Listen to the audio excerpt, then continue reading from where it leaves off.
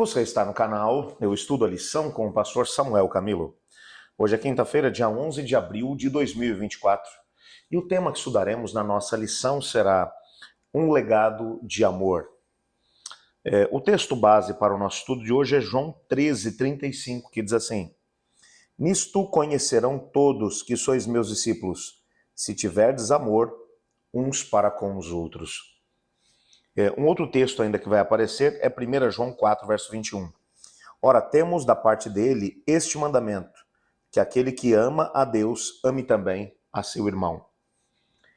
Essa comunidade de crentes do primeiro século, comunidade de crentes essa que, depois de ter passado por um processo de perseguição dentro do contexto do judaísmo, depois acontece a queda de Jerusalém no ano 70 e a cisão com o movimento judaico, porque os cristãos são impedidos agora de estar no contexto das sinagogas e eles começam a se reunir nas casas.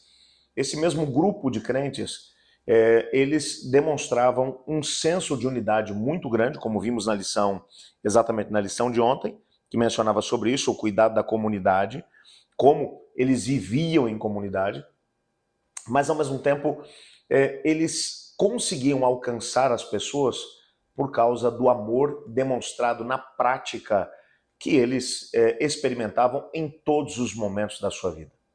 Quando pensamos nisso, nós temos a oportunidade de poder entender muito daquilo que acontece na vida, ou que aconteceu na vida da igreja cristã primitiva e o crescimento astronômico que essa mesma igreja experimentou nos primeiros anos. Qual era o segredo? Um segredo muito simples. Havia amor demonstrado na prática. No nosso guia de estudos, nós tivemos aqui alguns testemunhos que foram registrados na história.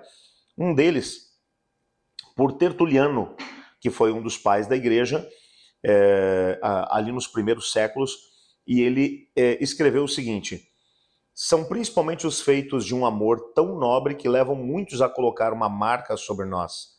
Vejam, dizem eles, como amam uns aos outros. Esse amor demonstrado na prática, não um amor de palavra, mas um amor de atitude, fez com que a igreja fosse extremamente respeitada no seu tempo, mesmo levando-se em consideração o fato de que haviam muitas perseguições que acabaram acontecendo mesmo nesse período. Mas dois períodos históricos são mencionados aqui na nossa lição de hoje. O primeiro período, ali por volta do ano 160 depois de Cristo, quando houve uma pandemia, a peste antonina, e depois em 260 depois de Cristo, estamos falando aí de 100 anos depois, duas pandemias que aconteceram com um intervalo de 100 anos de uma para outra. Essa segunda pandemia de 260 foi a peste de Cipriano. Elas devastaram o mundo da época. Muitas aldeias e cidades acabaram ficando no final desse período de pandemia com poucas pessoas, com poucos moradores. Muitos deles morreram.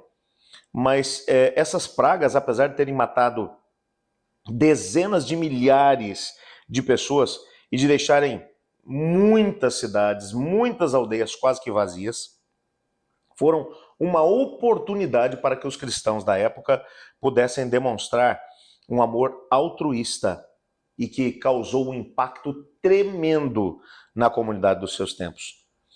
Milhões de pessoas no Império Romano se tornaram crentes durante as pandemias. Isso é uma coisa que chama atenção. Alguém talvez vai dizer, porque as pessoas têm medo da morte. Em épocas em que eles estão vivendo algumas situações mais complicadas, eles procuram mais a Deus do que em épocas em que está tudo bem. Mas não é só isso.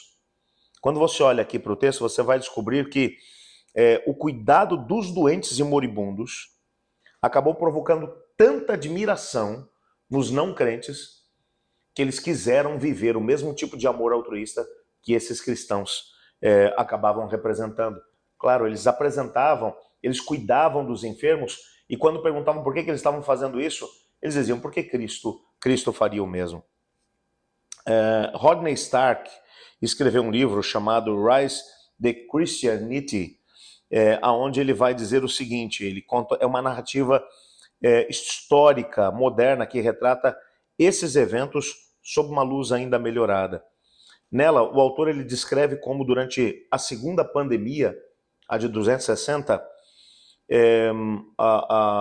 toda a comunidade cristã, que ainda era judaico-cristã na sua grande maioria, acabou se tornando praticamente um exército de enfermeiros que proviam as necessidades básicas para a sobrevivência da comunidade sofredora. No auge da segunda pandemia, diz ele, por volta de 260, em uma carta de Páscoa, Dionísio escreveu um longo tributo aos heróicos esforços de enfermagem dos cristãos locais, muitos dos quais perderam a vida enquanto cuidavam uns dos outros. Veja o que ele vai dizer aqui. Essa é uma citação dessa mesma obra na página 82. Ele diz assim: a maioria dos nossos irmãos crentes mostrou amor e lealdade ilimitados, sem se importar com o perigo. Se encarregaram dos enfermos, atendendo a todos em suas necessidades e ministrando-lhes em Cristo. Com eles, partiram dessa vida serenos e felizes, pois foram infectados por outros com essa mesma doença, atraindo sobre si a enfermidade de seu próximo, aceitando alegremente as suas dores, mas aliviando os sofrimentos daqueles que morreriam sem Cristo. Você pode imaginar uma coisa como essa?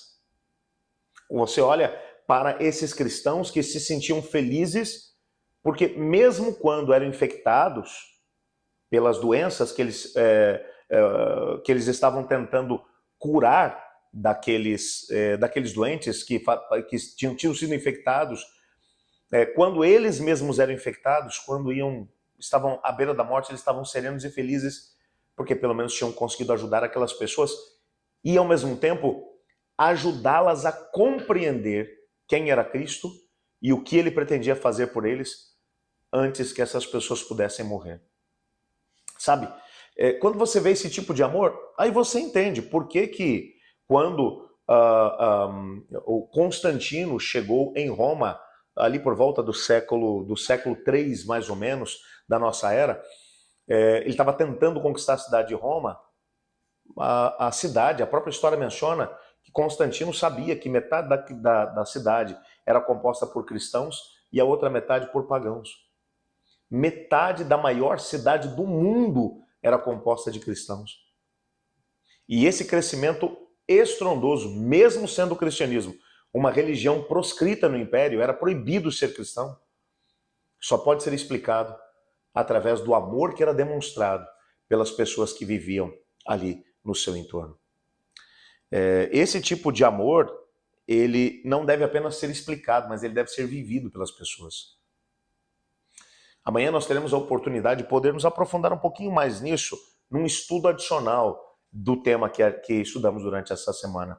Eu tenho certeza que você vai ser abençoado, mas eu queria orar nesse momento pedindo a Deus para que nos ajudasse a viver um amor puro e altruísta pelas pessoas que estão à nossa volta. Nos preocuparmos verdadeiramente com aqueles que sofrem ao nosso redor. Você não quer se unir a mim?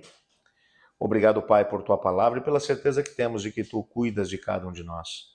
Nos colocamos em Tuas mãos, pedindo, clamando, que Tu possas colocar no nosso coração esse amor desinteressado pelo nosso próximo e podemos trabalhar pelo bem-estar deles, como nossos irmãos lá no primeiro século fizeram. Pois é em nome de Jesus que oramos. Amém. Eu estudo a lição. E você?